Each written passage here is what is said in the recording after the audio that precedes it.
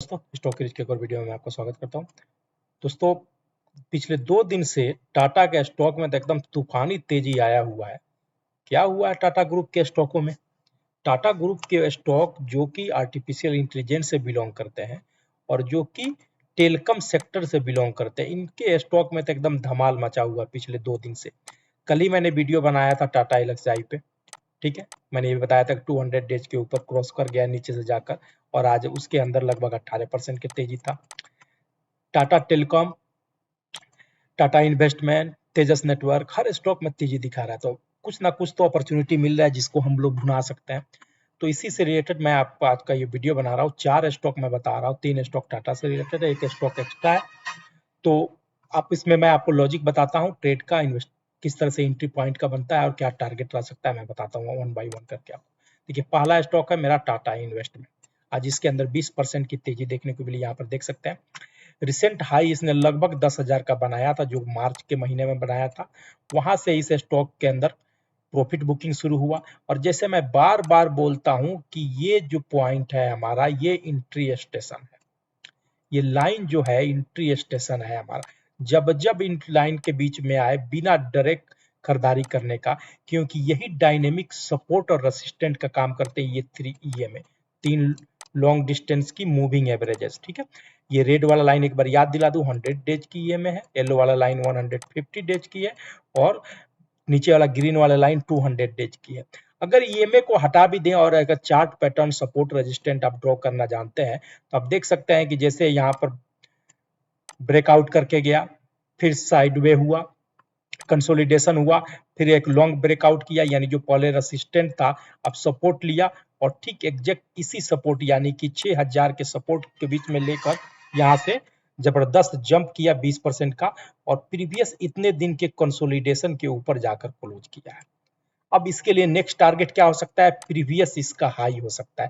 एकदम रॉकेट की तरह नहीं एक्सपेक्ट कीजिए, हो सकता है बीच में 1-2 रेड कैंडल बने, 1-2 दिन रुके, लेकिन अब प्रीवियस हाई 10,000 के हाई के आसपास जाने की अपनी पूरी तैयारी कर रहा है। इस सिचुएशन में ये एसएल इसका ग्रीन वाला लाइन का नीचे लगाकर हम अगर ट्रेड करें, तो अभी भी 1:2 का रिस्क रिवार्ड इसके अंदर है, जो कि मिल सकता है, क्योंकि टाटा ग्रुप में जबरदस्त तेजी देखने को मिल रही है दोस्तों।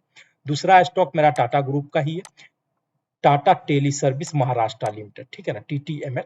देख सकते हैं कि ये रेसिस्टेंट रहा है। हाल फिलहाल 112 का आंकड़े को इसने 3 बार टच करने की कोशिश किया, ब्रेकआउट नहीं हुआ, और इसी बीच में देख सकते हैं प्राइस नीचे करेक्ट भी हुआ, और एक multiple support day time frame पर मल्टीपल सपोर्ट लेकर वापस ये इसी ब्रेकआउट करने की तैयारी कर रहा है, क्योंकि नीचे से देखेंगे तो क्रॉसओवर भी हो गया है हमारा। यहाँ पर जो क्रॉसओवर 3 ईएमए का जो लॉजिक है यहाँ पर अप्लाई होती है, इसी के नीचे का हम एसएल लगाकर, यानी कि 85 रुपया का मेरा एसएल रहेगा, और टारगेट अब यहाँ से ब्रेकआउट की पूरी तैयारी है।